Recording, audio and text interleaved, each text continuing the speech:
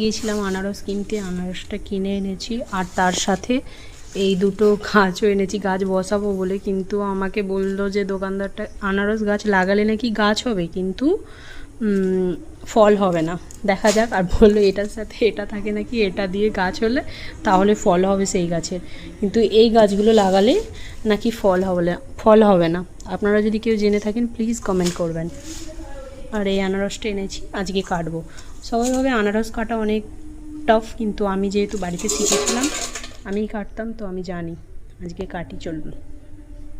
নিয়েছি এরকমভাবে কেটে এর যে শিরাটা থেকে ওটা বাদ দিয়ে, খোলাটা বাদ দিয়ে মাঝখানে কেটে, এটা একটু খারাপ ছিল বলে বাদ দিয়ে দিয়েছি, তো এতটা আমারও হয়েছে, ভালোই হয়েছে।